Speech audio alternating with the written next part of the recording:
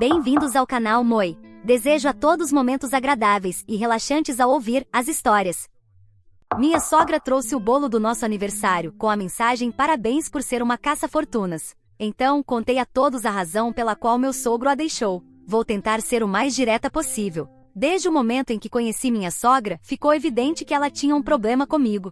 Não era só uma questão de nós não nos darmos bem ou de termos personalidades diferentes. Era como se ela instantaneamente me visse como uma ameaça, por razões que ainda não consigo entender completamente. Ela parecia me ver como uma espécie de competição em relação ao seu filho, quase como se temesse que minha presença diminuísse seu papel na vida dele. Em vez de deixar as coisas fluírem, ela constantemente tentava me menosprezar de maneiras sutis e às vezes, nem tão sutis assim. Ficou claro desde o começo que ela tinha um problema comigo e que isso não ia desaparecer. Agora, se você está se perguntando por que decidi me casar com meu marido, se a mãe dele era um incômodo na minha vida, bem, é porque quem sempre me defendeu. Sempre que a mãe tentava me desrespeitar ou me insultar, ele estava lá firme ao meu lado, pedindo que ela parasse. Essa é uma das razões pelas quais me senti segura em seguir com nosso relacionamento, mesmo com a negatividade dela em relação a nós. Ele nunca permitiu que ela saísse impune com seu comportamento ferino e sempre deixou claro que somos uma equipe. Isso faz com que minha sogra me deteste ainda mais.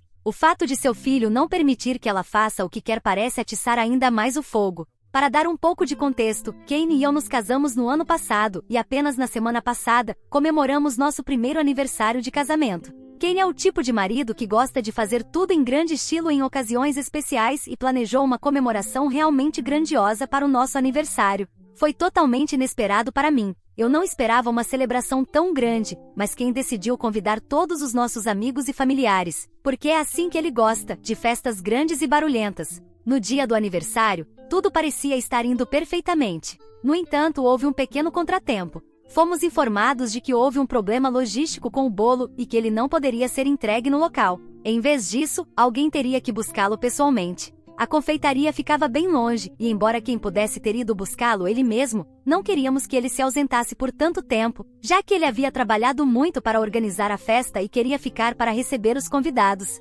Assim, decidimos enviar uma mensagem em grupo para nossa família, perguntando se alguém estaria disposto a buscar o bolo para nós. Inclusive, estávamos preparados para compensar o esforço, já que a confeitaria ficava bem longe de onde estávamos celebrando. Um parente se ofereceu para fazer isso, então deixamos de nos preocupar com essa parte e nos concentramos na festa. Não imaginávamos o que estava por vir. A festa estava no auge quando o bolo chegou. Em um momento vi o bolo sobre a mesa e presumi que estava tudo bem, a menos que alguém tivesse me dito que havia acontecido algo. No entanto, o parente que se ofereceu não pôde chegar a tempo, então foi minha sogra quem acabou indo buscar o bolo. Quando finalmente chegou a hora de cortar o bolo, minha sogra parecia incomumente ansiosa para participar. Emocionada, ela disse a todos que foi ela quem buscou o bolo e que queria revelar o bolo ela mesma, o que me pareceu estranho, porque até aquele momento eu não sabia que ela tinha ficado responsável por ele. O que aconteceu em seguida me deixou sem palavras. Ela tirou o bolo da caixa e revelou a mensagem.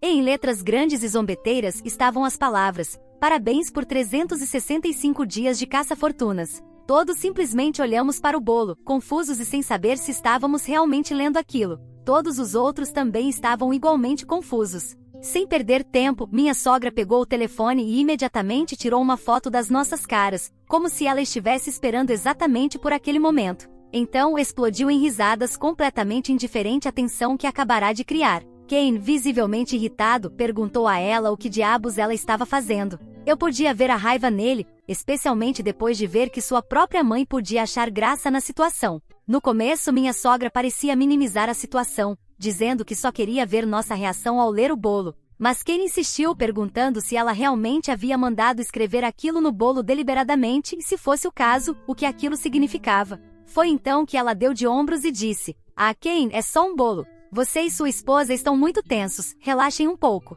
Eu só queria me divertir um pouco." Achei que seria engraçado colocar essa mensagem no bolo. Naquele momento, senti-me completamente humilhada. Perguntei diretamente para quem exatamente isso era engraçado, porque ninguém ali parecia estar rindo. Minha sogra, ainda tentando minimizar a situação, revirou os olhos e insistiu que eu estava exagerando, fazendo parecer que eu era o problema. Ela disse que eu estava fazendo com que essa situação se tornasse maior do que deveria ser, que era apenas uma brincadeira. Segundo ela, a mensagem no bolo era apenas uma piada, um golpe inofensivo direcionado a mim. Mas estando ali com todos me olhando, eu via que ninguém mais encarava aquilo como uma brincadeira. Era uma tentativa cruel de humilhação, disfarçada de diversão. Meu marido, visivelmente furioso mas tentando manter a calma, voltou-se para a mãe e perguntou por que ela faria algo tão maldoso. Sem hesitar, minha sogra continuou dizendo algo que me deixou completamente atônita.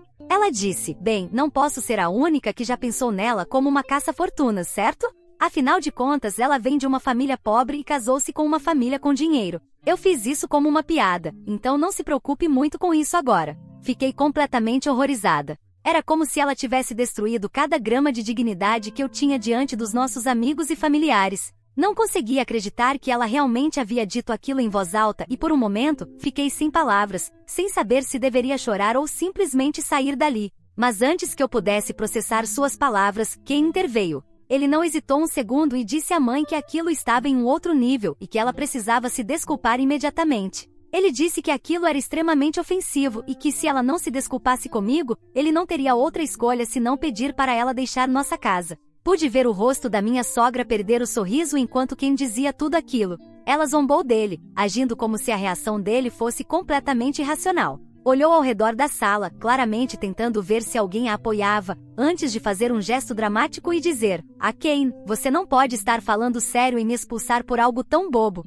Isso só piorou as coisas. Todos na sala podiam sentir a tensão aumentando, e estava cada vez mais evidente que aquilo não era algo bobo, como ela queria fazer parecer. Era um ataque direto contra mim, disfarçado de brincadeira, e meu marido não ia deixar que ela saísse impune. Minha sogra agia como se fosse intocável, pensando que Ken não se atreveria a pedir para ela sair diante de todos os nossos amigos e familiares, mas eu podia ver que Ken estava muito decidido. Ele não ia deixá-la sair impune dessa piadinha dela. Eu já tinha tido o suficiente a essa altura. Então disse à minha sogra que ela precisava se desculpar naquele momento ou teria que sair da nossa festa. Em vez de mostrar algum arrependimento, minha sogra apenas fez uma cara de irritação e disse: "Bem, agora isso está se tornando dramático demais. Vamos deixar tudo isso de lado, nem precisamos cortar o bolo se tanto incomoda vocês." Seu desprezo só me deixou ainda mais irritada. Lembrei que aquele era o nosso bolo de aniversário de casamento, um bolo que Ken havia organizado com carinho para celebrarmos nosso casamento, porque ele realmente queria ter um evento com amigos e familiares. Mas ela não se importava com isso, nem com quanto isso poderia me humilhar.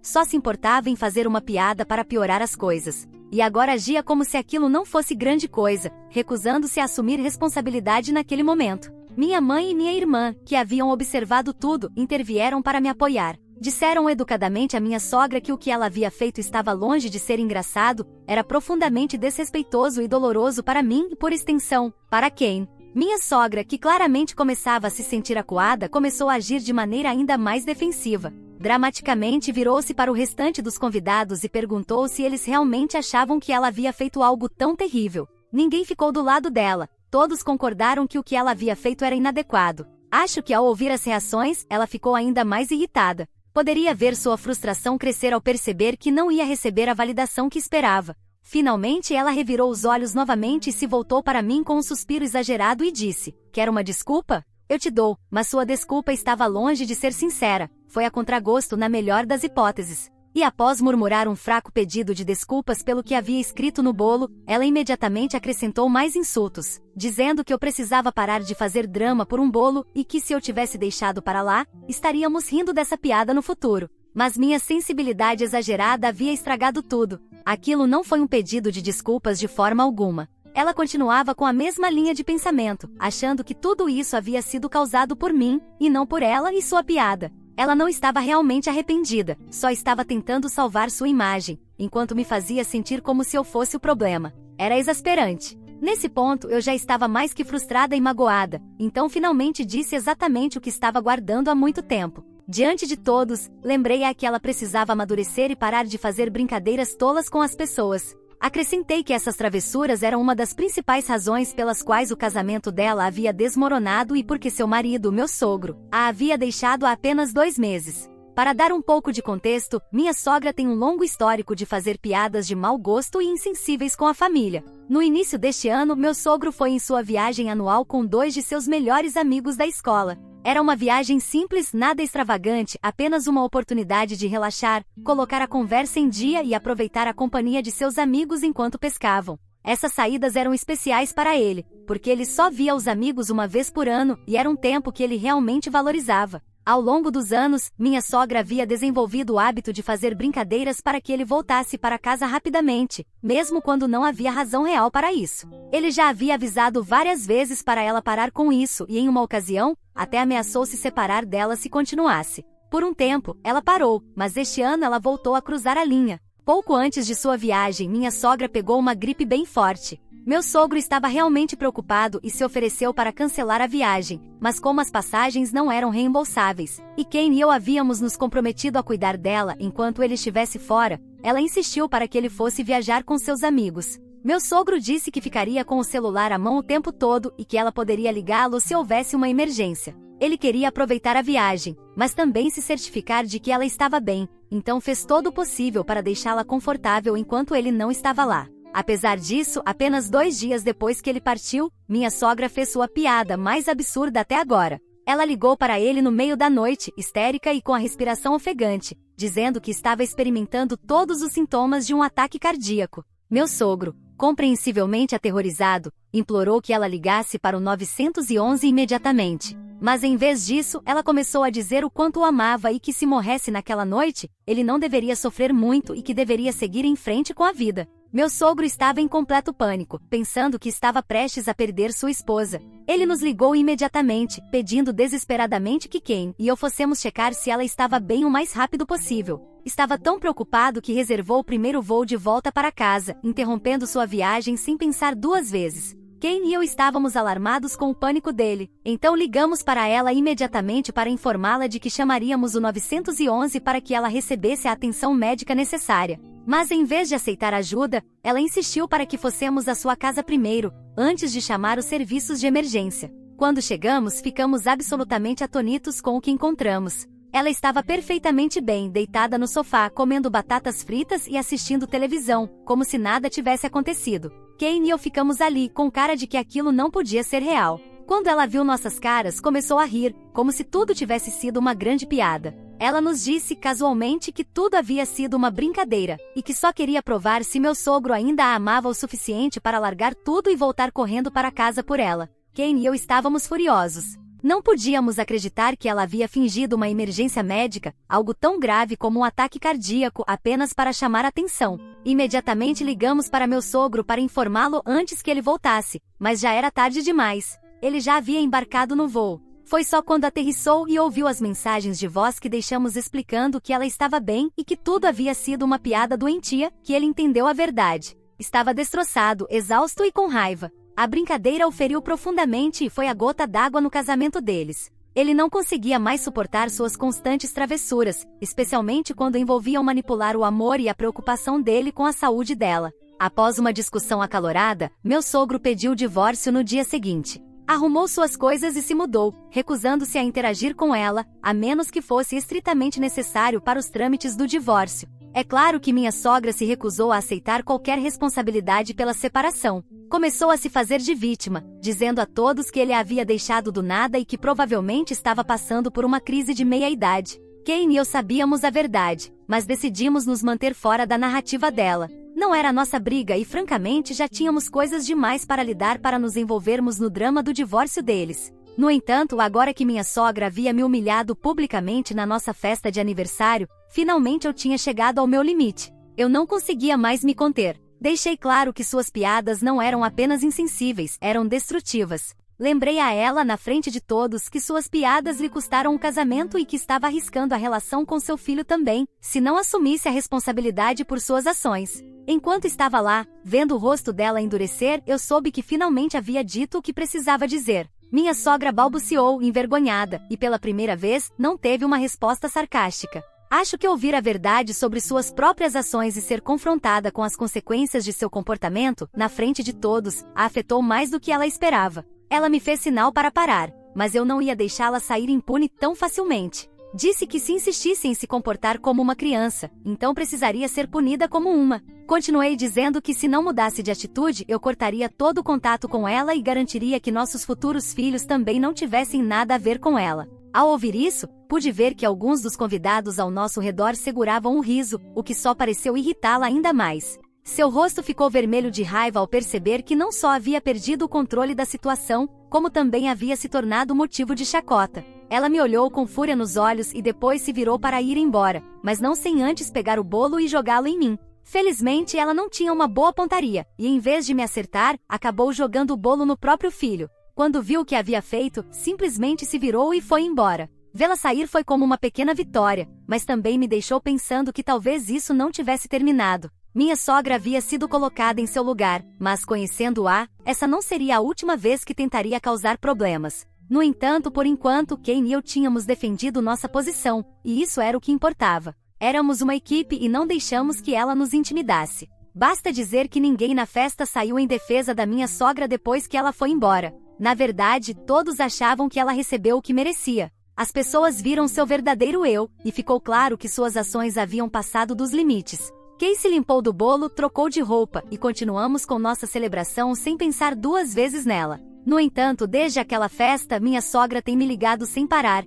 exigindo que eu me desculpe com ela por humilhá-la na frente de todos. Inclusive chegou a ameaçar me processar por difamação se eu não o fizesse, já que agora a história se espalhou e as pessoas começaram a confrontá-la por mentir sobre o motivo do divórcio com meu sogro. Ela diz que eu não tinha o direito de compartilhar informações tão privadas sobre a vida dela e que está descontente comigo. Sinceramente, é ridículo. Ela não tem nenhuma base legal para se apoiar, e está claro que isso é apenas mais uma tentativa desesperada de mudar a narrativa e se fazer de vítima novamente. Eu disse a verdade, e a verdade não é difamação. Ela se humilhou sozinha ao fazer essa piada cruel, e agora está desesperada para salvar sua imagem. Kane e eu sabemos que não há nenhuma base legal para sua ameaça e, francamente, não vou deixar que ela me assuste para me retratar, mas já estou cansada de seus jogos. Se ela quiser fazer disso uma batalha legal, só vai acabar se envergonhando ainda mais. Mas duvido que ela vá tão longe. Isso é apenas mais uma tentativa de intimidação e manipulação, e não vai funcionar desta vez.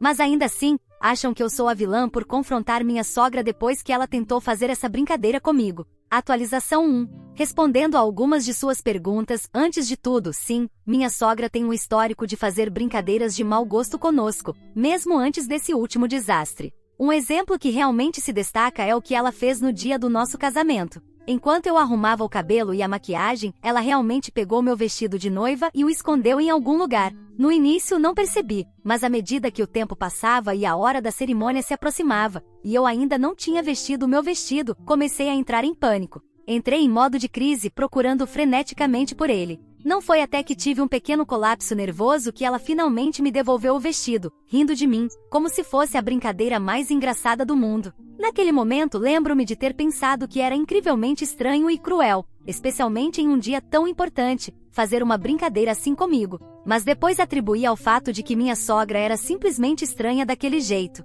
Afinal, não éramos particularmente próximas, então pensei que era assim que ela agia. Embora, olhando para trás, eu não consiga acreditar que deixei passar. Realmente pensei que ela poderia mudar depois que meu sogro a deixou. Suponho que passar por uma experiência tão dolorosa a faria refletir sobre seu comportamento e talvez amadurecer um pouco. Mas claramente me enganei. Apesar de tudo o que aconteceu, minha sogra continua a mesma. Ela não aprendeu nada com as consequências do seu casamento fracassado e continua tratando situações sérias como oportunidades para sua diversão distorcida. Em segundo lugar, se minha sogra tivesse colocado outra coisa no bolo, talvez eu teria deixado passar como uma brincadeira de mau gosto. Mas o fato de ela escolher escrever caça-fortunas foi completamente inapropriado. Isso me tocou profundamente porque não é apenas um insulto, é um ataque ao meu caráter e ao meu relacionamento com Kane. Sim, Kane é mais rico do que eu, mas isso não significa que eu o tenha fisgado para se casar comigo só porque ele tem mais dinheiro. Namoramos por muito tempo antes de tomar a decisão de nos casar, e nosso relacionamento se baseia em amor e respeito mútuo, não em qualquer tipo de ganho financeiro. Eu amo Kane por quem ele é como pessoa, não pelo que ele pode me proporcionar. O fato de minha sogra insinuar o contrário não foi apenas uma falta de respeito, mas também profundamente doloroso. Mostra o quão desconectada da realidade ela está e o quão doentio seu senso de humor se tornou. Claramente, ela está tão presa em suas próprias inseguranças e em sua visão distorcida do mundo que acha que é aceitável fazer uma piada tão dolorosa às minhas custas, especialmente em um dia destinado a celebrar o nosso amor. Depois desse último incidente, realmente acredito que algo não está certo com ela. Sua incapacidade de reconhecer a gravidade de suas ações e o impacto que elas têm nos outros é alarmante. Acho que ela realmente precisa de ajuda, tanto para o próprio bem quanto para o bem das pessoas ao seu redor. Se ela continuar assim, acabará afastando todos, se é que já não fez isso. Para aqueles que perguntaram sobre o meu sogro e se ele estava ou não na festa, não, ele estava viajando com os amigos, desta vez sem as brincadeiras de sua ex-esposa. Ele já sabe o que aconteceu e está claramente do nosso lado. Atualização 2. Ken teve uma conversa séria com sua mãe depois que ela ameaçou me processar. Ele deixou claro que não havia nenhuma possibilidade de eu pedir desculpas pelo ocorrido e que, se fosse o caso, as desculpas deveriam vir dela e de maneira sincera. Quando ele disse isso, ela fez um verdadeiro escândalo. Era quase como se ela pensasse que ele se retrataria ou que, de alguma forma, sairia em defesa dela. Mas Ken se manteve firme. Ele disse que ela podia ficar tão brava quanto quisesse com ele, mas que nunca mais poderia direcionar essa raiva contra mim. Foi então que ela tentou se fazer de vítima, alegando que tínhamos ferido os sentimentos dela e que, como seu filho, ele deveria apoiá-la. Mas Kay não hesitou. Ele a lembrou de que ele era meu marido e que eu era sua prioridade, independentemente de qualquer coisa. Ele não ia permitir que ela manipulasse a situação ou distorcesse a narrativa para se pintar como a vítima. Claramente furiosa, minha sogra desligou a chamada sem dizer mais uma palavra. Pouco depois, ela enviou uma mensagem de texto longa e dramática, lamentando como ela lhe deu a vida e sacrificou tanto para trazê-lo ao mundo.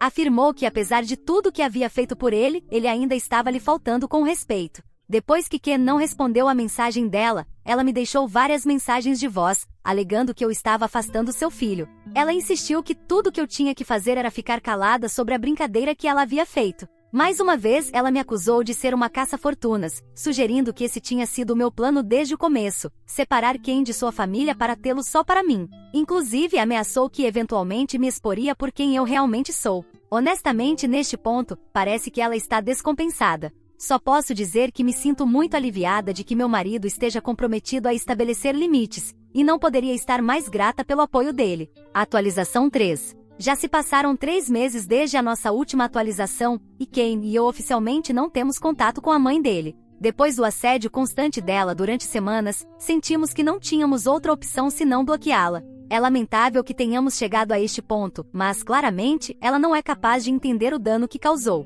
Ela nunca obteve as desculpas que queria de mim e, sinceramente, nunca as terá. Atualmente, meu sogro e minha sogra estão passando por um processo de divórcio amargo e, pelo que sei, ela está fazendo de tudo para dificultar as coisas para ele. Realmente espero que meu sogro encontre paz logo em relação a ela, porque é como se divorciar de uma criatura demoníaca. Pelas coisas que ele conta, ele passou por muita coisa, e ninguém deveria suportar o tipo de manipulação emocional que ela pratica. Atualização 4. Com o divórcio do meu sogro finalmente concluído e o processo que minha sogra abriu arquivado sem chegar a lugar algum, achei que este seria um bom momento para compartilhar uma atualização sobre como as coisas se desenrolaram. Agora que meu sogro recuperou a paz e meu marido e eu tivemos um pouco de tranquilidade, posso compartilhar alguns dos esforços desesperados da minha sogra para recuperar seu casamento. Primeiro, houve um incidente da noite de pôquer, que foi um dos eventos mais absurdos. Meu sogro tem uma noite de pôquer semanal com os amigos, e a cada semana o anfitrião se alterna.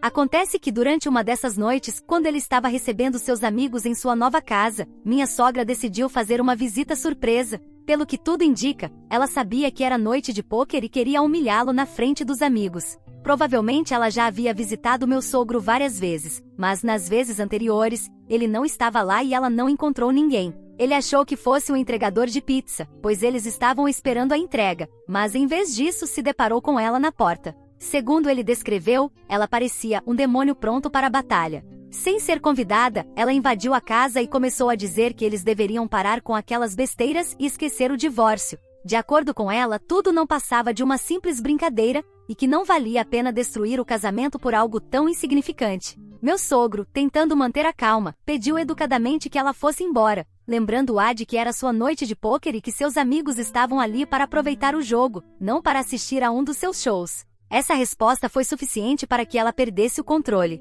De repente começou a gritar, mas não com palavras ou frases, e sim soltando um grito literal, como se estivesse possuída. Segundo meu sogro, o grito era tão ensurdecedor e fora de contexto que parecia uma espécie de piada bizarra. Meu sogro, claramente desconfortável e querendo evitar uma cena pior, a pegou pelo braço e a levou para fora.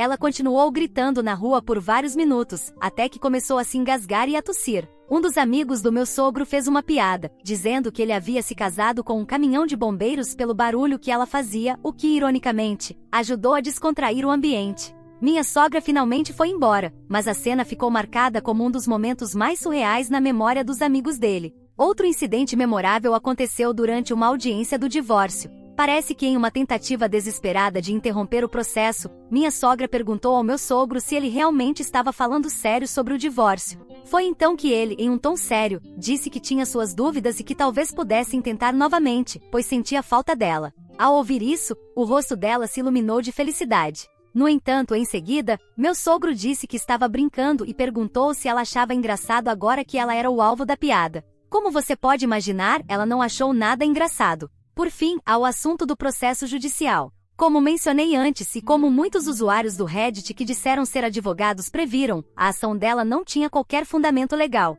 Minha sogra realmente apresentou uma queixa formal me acusando de difamação, alegando que meus comentários durante a festa de aniversário causaram danos irreparáveis à sua reputação. O caso foi prontamente arquivado, pois, como dissemos desde o início, dizer a verdade sobre alguém e confrontá-la por suas ações não constitui difamação. Então, é isso que posso compartilhar com vocês. Tentei resumir ao máximo para evitar que isso se tornasse tão longo quanto outras postagens. Tive que deixar de fora algumas histórias da minha sogra que eram interessantes, mas acredito que esses 2 exemplos que escolhi ilustram bem o comportamento dela. O que você achou dessa história? Fique à vontade para deixar seu comentário para que o Moi saiba. Agora, vamos juntos para a próxima história. História 2. Minha madrasta interesseira se casou com meu pai em estado terminal, e começou um caso com o irmão dele para ficar com sua herança. Olá, eu nunca imaginei que estaria escrevendo isso, mas preciso tirar isso do peito. Minha madrasta Belinda, de 48 anos, se casou com meu pai, de 55 anos, 3 anos atrás, quando ele foi diagnosticado com câncer. Agora que ele se foi, ela está mostrando sua verdadeira face. Eu, uma mulher de 28 anos, e meu irmão Jake, de 25 anos, sempre soubemos que havia algo de errado com ela, mas ficamos calados por amor a Deus. Agora, eu queria que tivéssemos falado mais cedo. Deixe-me começar do começo. Nossa mãe faleceu há 5 anos em um acidente de carro. Isso destruiu nossa família, especialmente para o papai. Eles eram namorados desde o colégio, casados por 30 anos. Eram o tipo de casal que todos queriam ser, ainda de mãos dadas e saindo para encontros, mesmo depois de tantos anos. Quando a mamãe morreu, foi como se toda a luz da vida do papai se apagasse. Ele parou de ir trabalhar, mal comia e passava a maior parte dos dias sentado no jardim da mamãe, olhando para o nada.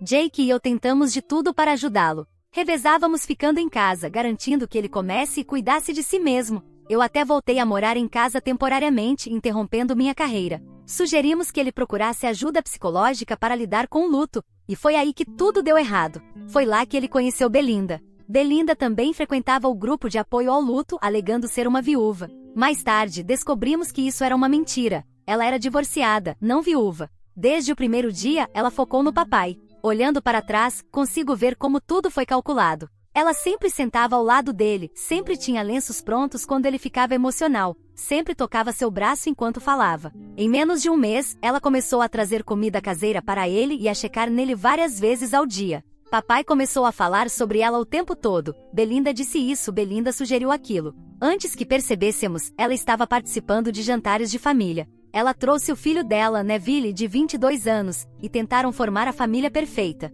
No início, ficamos apenas felizes em ver papai sorrindo novamente, mas algo parecia errado. Os sinais vermelhos começaram pequenos. Belinda rearranjava coisas na casa sem pedir, dizendo que estava ajudando a organizar, mas, na verdade, estava apagando a presença da mamãe. Fotos de família desapareceram em caixas, os livros de receitas da mamãe foram banidos da cozinha e o jardim, que papai mantinha religiosamente depois da morte dela, estava sendo destruído para a modernização. Quando Belinda se mudou para nossa casa, 6 meses após conhecer papai, as coisas pioraram. Ela tomou o quarto principal imediatamente, guardando as roupas e joias restantes da mamãe sem sequer nos perguntar se queríamos ficar com alguma coisa. Quando a confrontei, ela me deu um sorriso nauseante e disse: "Querida, você não acha que é hora de deixar isso para trás? Sua mãe gostaria que avançássemos." O filho dela, Neville, não era melhor. Ele tratava nossa casa como um hotel, deixando bagunça por toda parte e ocupando a garagem com seu setup de jogos. Ele até teve a audácia de pedir ao papai para ajudar a pagar sua faculdade, apesar de ter acabado de conhecê-lo. Papai, sendo a pessoa gentil que era, realmente considerou a ideia. Eu também comecei a notar problemas financeiros. A fatura do cartão de crédito de papai de repente dobrou. Belinda sempre tinha alguma explicação. Despesas domésticas, reparos, coisas para o futuro deles. Ela convenceu papai a comprar um carro novo para ela, dizendo que precisavam começar a vida juntos da maneira correta. Enquanto isso, ela estava ocupada demais para visitá-lo quando ele começou a quimioterapia. O verdadeiro golpe veio quando papai recebeu o diagnóstico de câncer. Em vez de ser solidária, Belinda usou isso como uma alavanca. Ela pressionou para se casar imediatamente, dizendo coisas como: "Quero cuidar de você adequadamente e precisamos pensar no futuro." Ela mesma planejou o casamento inteiro, uma cerimônia luxuosa que papai estava muito doente para realmente aproveitar. Nenhum de nós foi envolvido no planejamento. Ela nem sequer pediu nossa ajuda. Após o casamento, o controle de Belinda piorou. Ela começou a filtrar as ligações do papai, dizendo que ele precisava de descanso. Amigos de família que nos conheciam há décadas de repente não conseguiam mais falar com ele. Ela controlava a medicação dele, as consultas médicas, tudo. Quando Jake tentou levar o papai para uma sessão de quimioterapia, Belinda fez um escândalo, dizendo que só ela podia cuidar da saúde dele. O cachorro do papai, Max, foi o próximo alvo. Max era um Golden Retriever de 12 anos, o cachorro mais doce que você poderia conhecer. Mamãe o havia resgatado quando filhote, e ele era a última ligação de papai com ela. Belinda começou a reclamar do cheiro, do pelo e da carência do Max. Ela colocou sua cama na garagem, dizendo que ele era muito incômodo dentro de casa. O pobre Max ficou devastado e papai estava muito fraco para discutir. O ponto de ruptura veio quando encontrei Belinda mexendo no escritório do papai tarde da noite. Eu tinha passado para deixar uma sopa, usando minha chave para entrar silenciosamente. Ela estava vasculhando as gavetas da mesa dele, fotografando documentos com o celular. Quando a confrontei, ela alegou que estava organizando os papéis dele, mas eu a vi enfiando algo na bolsa. Foi quando comecei a prestar mais atenção. Notei ela fazendo longas ligações no jardim, falando em tom baixo. Ela estava sempre enviando mensagens, mas escondia o celular se alguém chegava perto. Então minha prima Amy ligou com uma bomba. Ela tinha visto Belinda e o tio Mike, o irmão mais novo do papai, jantando intimamente em um restaurante a 80 quilômetros da cidade. Comecei a documentar tudo: os medicamentos desaparecidos, as ligações suspeitas, os encontros coincidentais com o tio Mike. Belinda deve ter notado, porque de repente ficou muito simpática comigo, sempre me convidando para ir à casa dela e pedindo momentos de mãe e filha. Aquilo me dava arrepios. Papai faleceu na semana passada e a máscara de Belinda caiu completamente. Ela mal chorou no funeral, passou a maior parte do tempo no celular e saiu apressada ao final do serviço. No dia seguinte, ela convocou uma reunião familiar para discutir a herança. Ela e o tio Mike sentaram-se, agindo como se fossem donos de tudo, falando sobre vender a casa e liquidar o negócio do papai. O que eles não sabem é que o papai não era tão ingênuo quanto pensavam. Depois que a mamãe morreu, ele garantiu que Jake e eu estaríamos protegidos. Tudo, a casa, o negócio, todos os bens, foi transferido para nossos nomes anos atrás. Ele tinha visto amigos perderem tudo em segundos casamentos e não ia deixar isso acontecer conosco. Agora, Belinda está ameaçando ação legal, alegando que papai foi manipulado para excluí-la. Ela tem o apoio do tio Mike, provavelmente porque prometeu a ele uma parte. Mas temos toda a documentação e não vamos ceder. Esta casa, o legado do papai, tudo fica na família, exatamente como ele queria. Eu sei que isso é longo, mas eu precisava desabafar. Belinda pode ameaçar o quanto quiser, mas ela não vai ganhar um centavo do que não merece. Atualização 1. As coisas pioraram muito desde minha última postagem. As verdadeiras intenções de Belinda estão realmente aparecendo agora, e é ainda mais feio do que eu imaginava. Ela ainda está morando na casa, alegando que precisa de tempo para processar o luto, mas, na verdade, ela está apenas tentando pegar tudo o que conseguir. Todo dia traz um novo drama, e eu honestamente estou exausta de lidar com tudo isso. No dia após o funeral, Belinda começou a mexer nas coisas do papai, como um abutre. Ela nem esperou 24 horas antes de vasculhar o armário dele, alegando que estava organizando os pertences dele para doação. Jake e eu estávamos na cozinha quando ouvimos ela no andar de cima, abrindo gavetas e movendo os móveis. Quando fomos verificar, a encontramos colocando os relógios caros do papai na bolsa dela. Ela afirmou que o papai havia prometido os relógios a ela, mas sabíamos que isso era mentira. Aqueles relógios eram heranças de família. Um deles havia pertencido ao nosso avô, e papai sempre disse que ele iria para o Jake. O verdadeiro choque veio quando Jake a pegou tentando arrombar o cofre no escritório do papai. A coleção de joias da mamãe estava lá dentro, peças que estavam na família dela gerações. Belinda não sabia que tínhamos mudado a combinação depois que o papai entrou nos cuidados paliativos. Ele insistiu nisso, dizendo que não confiava nela. Quando Jake entrou, ela estava ajoelhada em frente ao cofre, com um pedaço de papel cheio de combinações de números. Ela se levantou de repente, alegando que estava apenas limpando, mas podíamos ver o pânico em seus olhos. Pensamos que isso já era ruim, mas ficou pior. Na semana passada recebi uma ligação do Thomas, um corretor local. Ele estava confuso sobre alguns detalhes relacionados ao anúncio de venda da casa. A princípio, eu não fazia ideia do que ele estava falando, pois não tínhamos colocado a casa à venda. Acontece que Belinda havia contatado vários corretores imobiliários, alegando ser a proprietária do imóvel. Ela até falsificou documentos mostrando que tinha uma procuração para cuidar dos bens do papai. Thomas me enviou cópias de tudo, e eu fiquei chocada. Ela havia planejado vender a casa por debaixo dos panos. Os documentos falsificados eram bem sofisticados também. Ela deve ter planejado isso por um bom tempo, pois tinha escrituras de propriedade falsas, extratos bancários alterados, tudo. O corretor disse que ela estava pressionando por uma venda rápida, alegando que precisava resolver o espólio rapidamente. Ela até agendou dias de visitação para a próxima semana. Mas aí é que a coisa ficou realmente doentia. Minha prima Amy começou a investigar e descobriu que Belinda e o tio Mike, irmão mais novo do papai, já estavam juntos muito antes do papai morrer. Eles nem estavam tentando ser discretos. Várias pessoas na cidade os viram juntos em restaurantes, cinemas e até comprando móveis. Amy encontrou postagens nas redes sociais de meses atrás mostrando eles em um resort de praia a 3 horas de distância. Em algumas das fotos, Belinda não estava usando sua aliança de casamento. Quando confrontamos o tio Mike sobre isso, ele tentou disfarçar, dizendo que estava apenas apoiando um membro da família em luto. Mas então Belinda cometeu um deslize. Ela não sabia que eu estava na casa quando o tio Mike veio ontem. Eu os ouvi na cozinha, discutindo seus planos. Belinda estava irritada porque as coisas não estavam indo tão bem quanto eles esperavam. Ela continuava dizendo coisas como precisamos agir mais rápido, e quando vendermos este lugar, podemos começar de novo. Eu gravei parte da conversa deles no meu celular.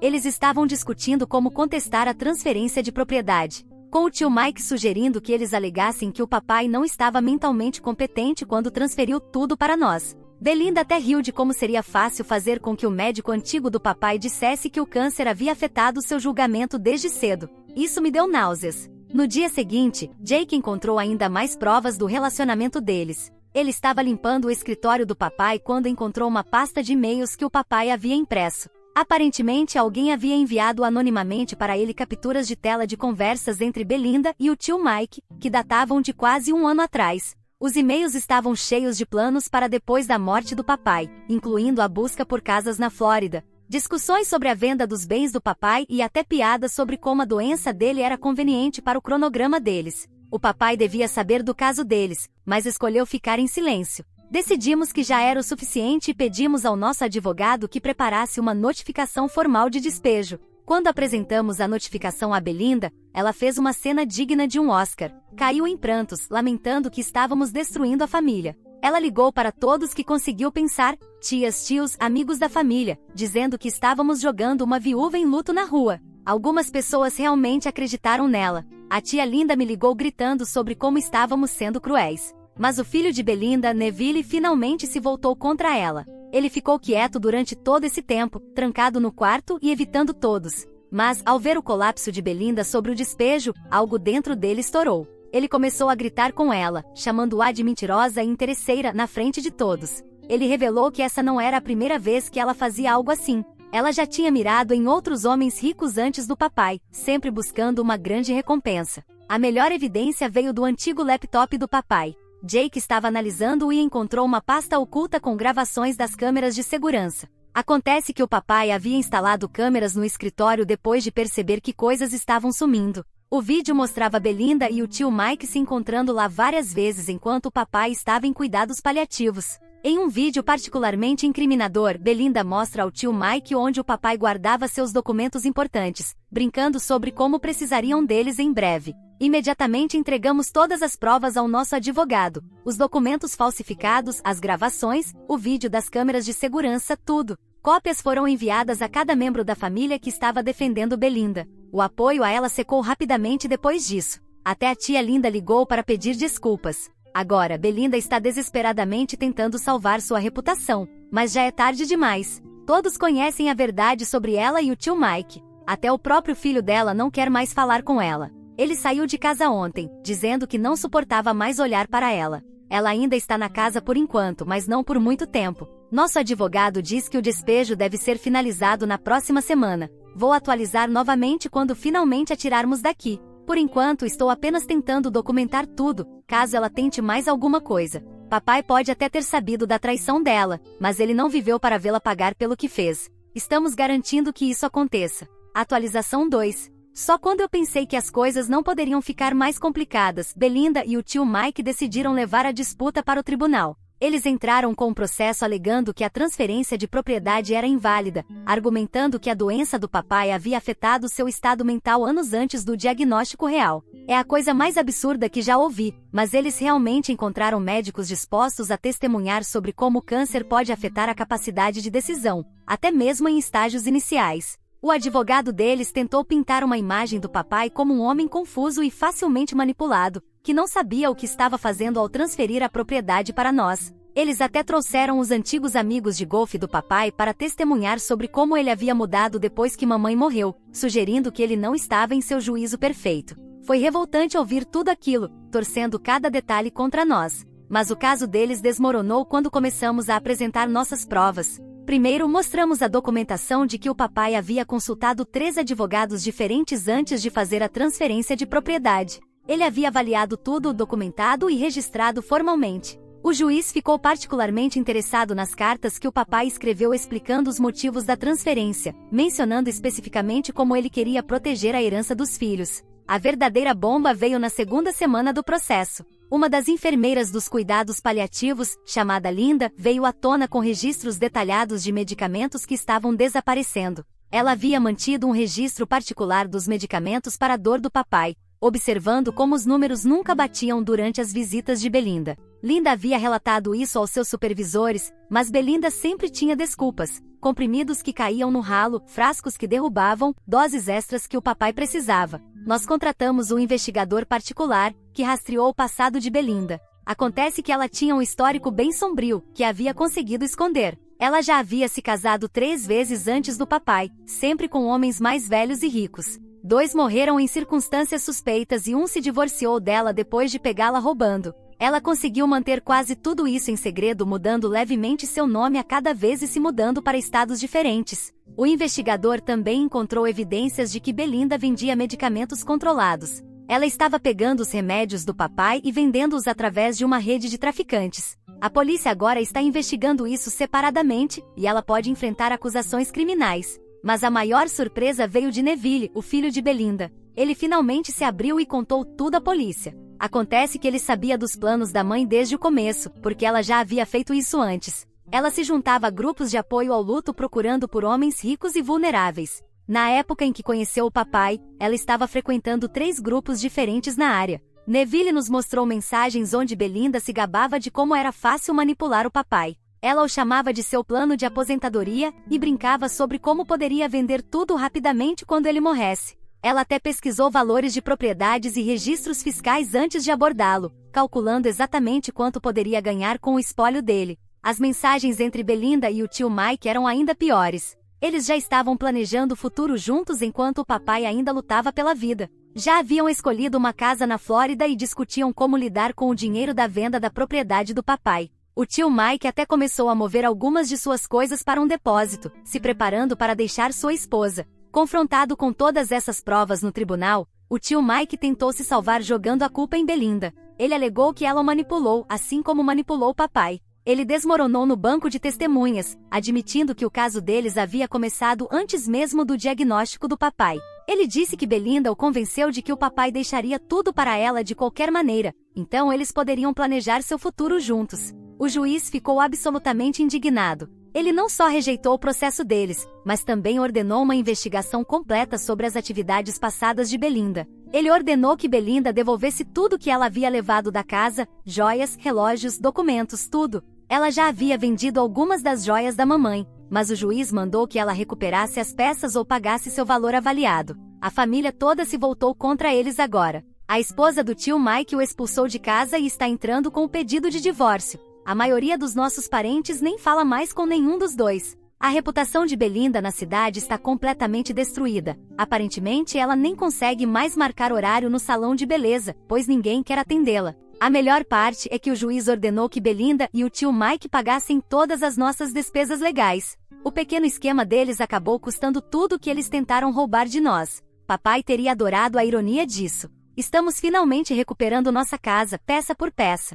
Belinda precisa ser supervisionada enquanto recolhe suas coisas, e ela não tem permissão para levar nada que não tenha sido explicitamente dado a ela. É satisfatório vê-la empacotar seus pertences sob o olhar atento do nosso advogado e de um policial. Vou atualizar novamente assim que tudo estiver finalizado. Por enquanto, é bom saber que a justiça está sendo feita. Papai e mamãe ficariam orgulhosos. Atualização 3. Provavelmente, esta será minha última atualização sobre toda a situação com Belinda. Tudo finalmente chegou ao ápice, e o desfecho foi ainda mais dramático do que eu esperava. Após perder no tribunal, Belinda e o tio Mike tentaram uma última jogada desesperada que saiu completamente pela culatra. Eles foram a veículos de mídia locais com uma história de coitadinha sobre como 2 filhos gananciosos roubaram a herança do pai de sua viúva de luto. Belinda deu entrevistas emocionadas, falando sobre como ela havia dedicado sua vida a cuidar do papai durante sua doença e que ele havia sido manipulado para deixá-la fora do testamento. Ela até afirmou que o papai lhe prometeu verbalmente a casa e o negócio. O tio Mike apoiou a história dela, dizendo que o papai havia confidenciado a ele que queria cuidar de Belinda. Mas eles não contavam que os jornalistas realmente fizessem seu trabalho. Um repórter começou a investigar o passado de Belinda, e o que ele encontrou foi chocante até para nós. Não só ela havia sido casada várias vezes antes do papai, como também havia sido investigada por abuso de idosos em 2 estados diferentes. Ela conseguiu evitar acusações saindo da cidade antes que as investigações fossem concluídas. O repórter encontrou as famílias das vítimas anteriores. A filha de um homem veio a público com uma história quase idêntica à nossa, contando como Belinda havia entrado em um grupo de apoio ao luto, mirado em seu pai viúvo recentemente e tentado reivindicar sua herança após sua morte. Outra família revelou que Belinda havia trabalhado como enfermeira de cuidados paliativos anos atrás, mas perdeu a licença por roubar medicamentos dos pacientes. Quando a história veio à tona, foi como ver peças de dominó caindo uma a uma. O tio Mike imediatamente se distanciou de Belinda, provavelmente tentando salvar o que restava de sua reputação. Ele deu uma entrevista separada, afirmando que Belinda também o manipulou, fazendo-se de vítima. Mas a esposa dele não acreditou na história. Ela foi às redes sociais e expôs todas as mentiras dele, incluindo provas de que ele planejava deixá-la para ficar com Belinda há mais de 1 ano. A reação de Belinda ao ser exposta foi exatamente o que se esperaria de alguém como ela. Ela tentou destruir tudo o que não poderia ter. Na semana passada, nossas câmeras de segurança a flagraram tentando invadir a casa às 3 da manhã. Ela estava com latas de tinta e algum tipo de ácido. A polícia chegou antes que ela causasse qualquer dano, e agora ela está enfrentando acusações criminais por tentativa de vandalismo. Mas a parte mais satisfatória veio de uma fonte inesperada, seu filho, Neville. Ele finalmente encontrou coragem para contar toda a história dele à polícia. Acontece que ele tinha documentação dos esquemas de Belinda de anos, incluindo gravações dela se gabando de como mirava em viúvos ricos. Ele manteve tudo em segredo por medo e culpa, mas ver sua mãe tentando destruir nossa família finalmente o fez agir. A investigação criminal sobre o passado de Belinda está em andamento. Eles estão investigando as mortes suspeitas dos ex-maridos, os medicamentos desaparecidos, tudo. Ela enfrenta acusações em 3 estados diferentes. O tio Mike também não está muito melhor. Ele está morando em um motel barato desde que sua esposa o expulsou e perdeu o emprego quando seu chefe soube de seu envolvimento em tudo isso. Jake e eu finalmente estamos voltando à nossa vida normal. Estamos reformando a casa, apagando todos os vestígios da presença de Belinda. As fotos da mamãe estão de volta às paredes, o jardim dela está sendo restaurado, e Max está em casa, onde pertence. Ele está velho agora, mas ainda abana o rabo toda vez que passa pela foto da mamãe no corredor. Na semana passada, encontramos o diário do papai enquanto limpávamos o escritório dele. Nele ele escreveu sobre saber o que Belinda e o tio Mike estavam tramando, mas optou por ficar quieto para nos proteger. Ele sabia que se os confrontasse, eles poderiam tentar contestar a transferência de propriedade. Ele fingiu aceitar para garantir que tudo ficasse em nossos nomes, sacrificando sua própria felicidade para proteger nosso futuro. Às vezes, me sinto culpada por não ter visto a farsa de Belinda mais cedo, por não ter protegido o papai melhor. Mas então, lembro do que ele escreveu em seu diário. Meus filhos são mais fortes do que imaginam. Eles lidarão com o que vier pela frente. Ele estava certo sobre isso. Belinda e o tio Mike estão fora de nossas vidas para sempre agora. A casa ficou com a família, exatamente como o papai queria. Às vezes a justiça demora, mas ela chega no final. Obrigado a todos por ouvirem toda a minha história. Espero que ela tenha trazido para vocês muitas emoções. Ficarei muito feliz e honrada em receber os comentários de vocês. Não se esqueçam de clicar no botão de inscrever-se para não perder nenhuma história interessante. Moi ama muito vocês.